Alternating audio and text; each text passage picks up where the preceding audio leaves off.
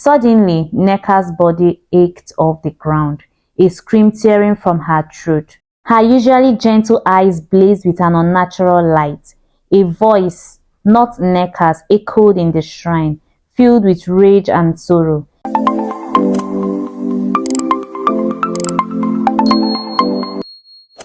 Lagos buzzed with a different kind of energy that sweltering Saturday.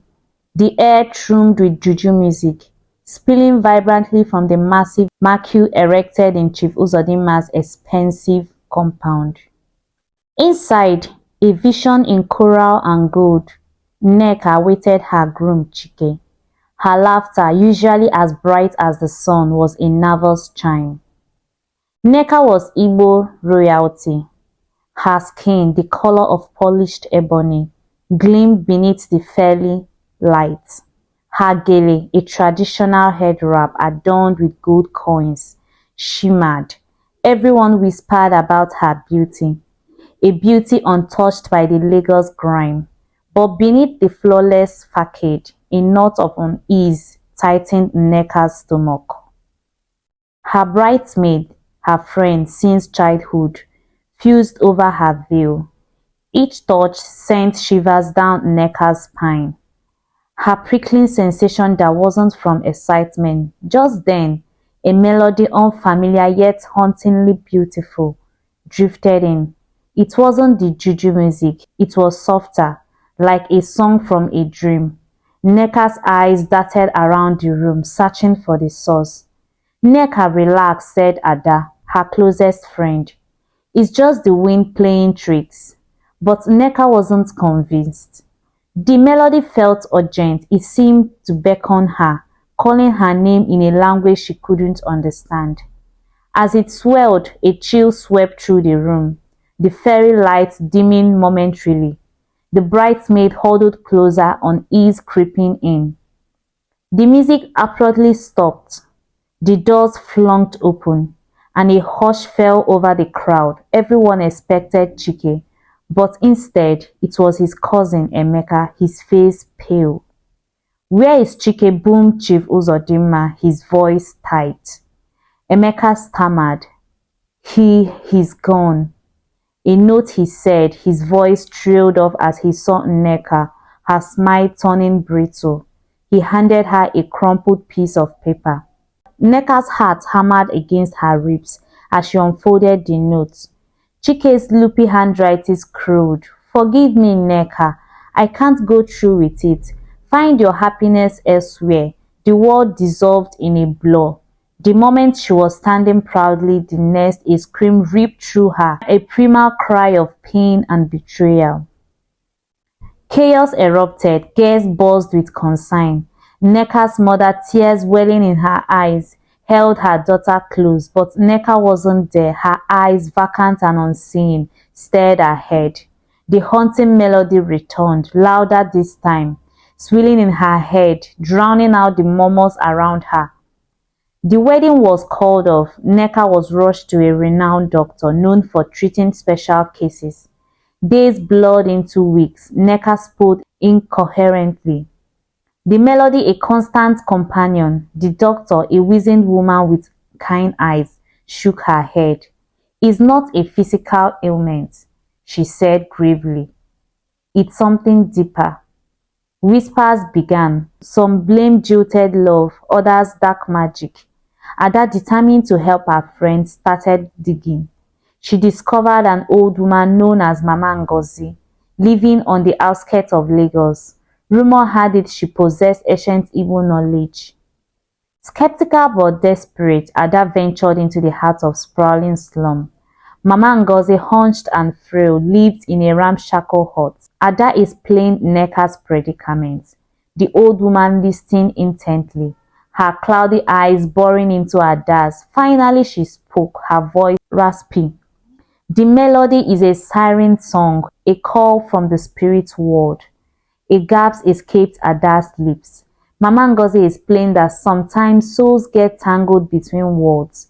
"It's rare," she said, "but seems Neka is caught. We need to find the source of the melody, find the connection to the spirit world."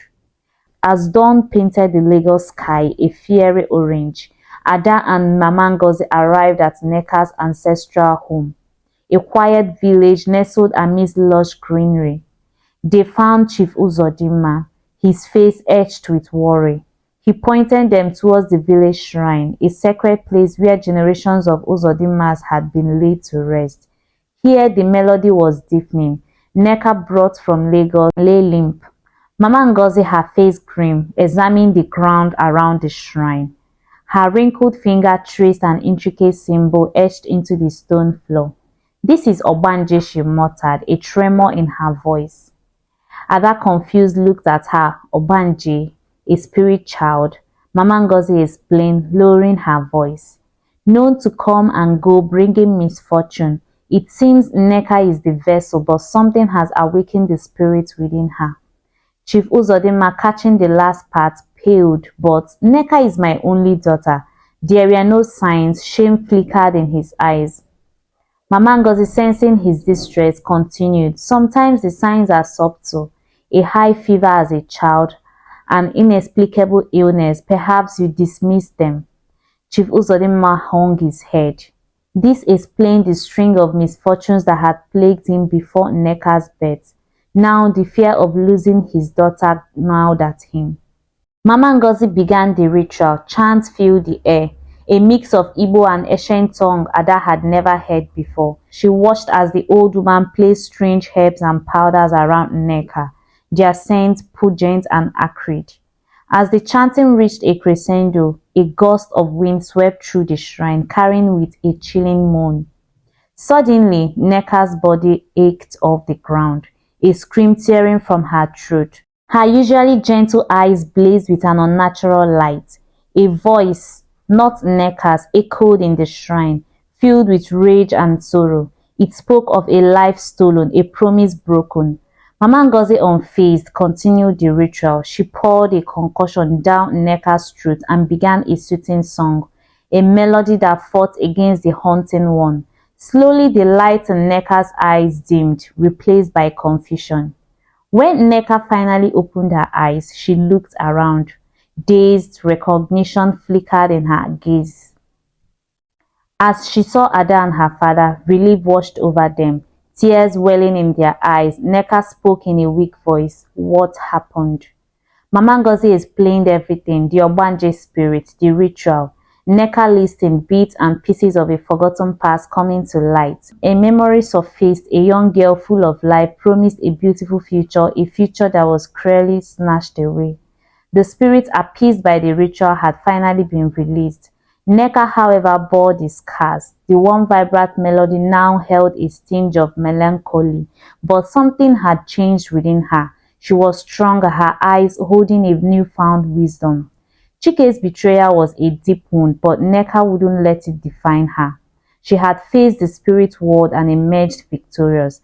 Now she would focus on healing, on finding her own path to happiness. Lagos awaited, the city buzzed with life, and Neka, with a heart bruised but unbroken, was ready to face it. Her own melody guided her way.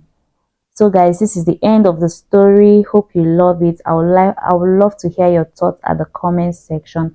Please leave a comment below, like this video, subscribe if you haven't, and if you have subscribed, thank you so much for supporting me, and please share to your friends. See you guys in my next video. Bye.